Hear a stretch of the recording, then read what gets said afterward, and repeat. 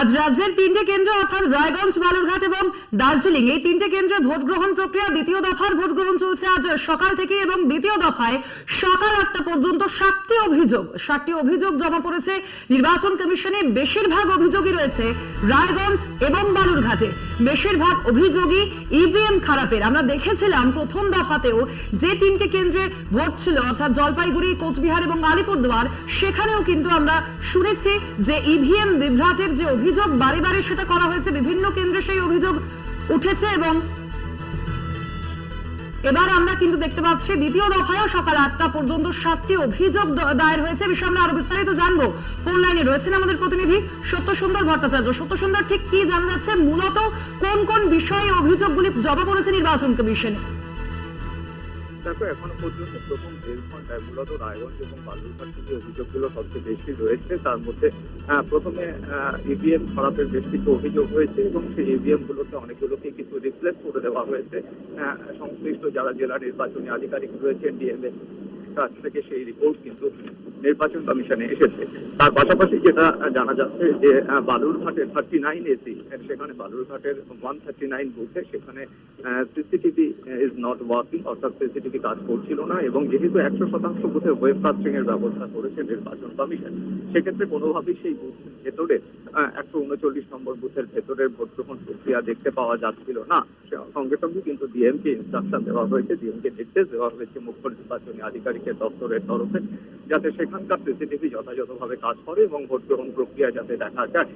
সার্বিকভাবে যে সমস্ত এখনো পর্যন্ত অভিযোগগুলো এসেছে সেই অভিযোগগুলোর বিরুদ্ধে যাতে খতিয়ে দেখা হয়, সেই অভিযোগগুলোর সত্যতা কতটা রয়েছে তা খতিয়ে দেখে যাতে ব্যবস্থা নেওয়া হয়, সেই লক্ষ্যে প্রয়োজনীয় ব্যবস্থা নেওয়ার নির্দেশ দেওয়া হয়েছে সংশ্লিষ্ট জেলা নির্বাচনী আধিকারিককে।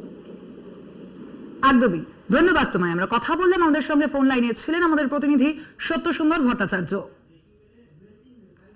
আপনাদের আবারও জানিয়ে রাখি, আজও সকাল 8টা পর্যন্ত 7টি অভিযোগ দায়ের হয়েছে নির্বাচন কমিশনে এবং তার মধ্যে বেশিরভাগ অভিযোগই রয়েছে রায়গঞ্জ এবং বালুরঘাট এই দুটি কেন্দ্রের থেকে এবং বেশিরভাগই অভিযোগ রয়েছে ইভিএম খারাপের। আমি যেমনটা আপনাদের জানাচ্ছিলাম যে প্রথম দফায় আমরা দেখেছি জলপাইগুড়ি, কোচবিহার এবং আলিপুরদুয়ারে যে নির্বাচন হয়েছিল সেই নির্বাচনেও বিভিন্ন কেন্দ্রে ইভিএম বিভ্রাটের খবর সামনে এসেছিল এবং এবারেও কিন্তু সেই একই চিত্র দেখা যাচ্ছে, অর্থাৎ বালুরঘাট এবং রায়গঞ্জ এই দুই কেন্দ্রে মূলত আমরা দেখতে পাচ্ছি যে ইভিএম খারাপের অভিযোগ সামনে আসছে এবং সেই মতো ইতিমধ্যে নির্বাচন কমিশনের দ্বারস্থ হয়েছে বিভিন্ন দল। এই ইভিএম বিভ্রাট যা আমরা প্রথম দফায়ও দেখেছিলাম এবং দ্বিতীয় দফায়ও কিন্তু তার অন্যথা হলো না, একই ছবি ধরা পড়ছে দ্বিতীয় দফায়ও।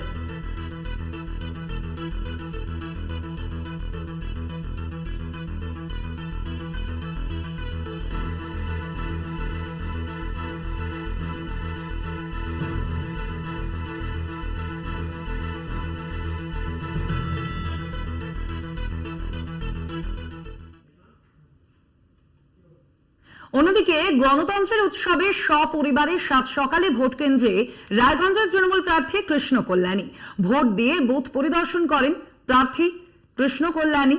আপনারা দেখছেন সেই ছবি। সপরিবারে আজ 7 সকালেই ভোট কেন্দ্রে পৌঁছন কৃষ্ণ কল্যাণী এবং তারপরেই সেখানে মতদান করেন তিনি। রায়গঞ্জের তৃণমূল প্রার্থী কৃষ্ণ কল্যাণী, তার উপরই এবার ভরসা করেছে তৃণমূল কংগ্রেস নেতৃত্ব। যদিও এই কৃষ্ণ কল্যাণী তিনি কিন্তু বিজেপির টিকিটে জয়ী হয়েছিলেন 2021-এর বিধানসভা নির্বাচনে এবং পরবর্তীতে আমরা দেখেছি তিনি তৃণমূল কংগ্রেসে যোগদান করেন এবং এবার কৃষ্ণ কল্যাণীকেই কিন্তু ভরসা করেছে তৃণমূল কংগ্রেস নেতৃত্ব। এবং রায়গঞ্জের এই তৃণমূল প্রার্থী কৃষ্ণ কল্যাণী তিনি ভোট দেওয়ার পরে কি বলেছেন শুনুন। আমি ভোট দিয়েছি, এরপর আমি বুথে বুথে যাব, সব জায়গায় ভোট প্রক্রিয়া স্বাভাবিক চলছে কিনা সেটা দেখার জন্য। আর যেই হিসাবে মানে মহিলাদের আমি প্রেজেন্স দেখছি, যে হিসাবে সকাল সকাল মহিলারা এসেছে, নেয়ার ভোট লাইনে দেখা যাচ্ছে 80% মহিলারা আছেন। আর মায়েদের, দিদিদের, বোনেদের হৃদয়ে মমতা বন্দ্যোপাধ্যায় বিরাজ করেন। এবার মায়েরা, দিদিরা মানে এই রায়গঞ্জ সিটটা মমতা দিদিকে উপহার দিতে আসছে।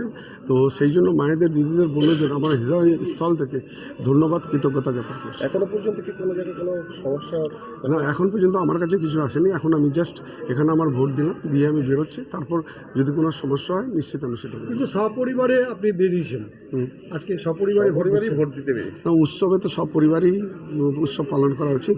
সেই জন্য আজকে আমি মনে করি গণতন্ত্রের উৎসব আছে, সেই জন্য পরিবারের সাথেই এই উৎসবটা আবার একবার জিজ্ঞেস করছি, কতটা সাফল্যের জন্য আশাবাদী? 100%।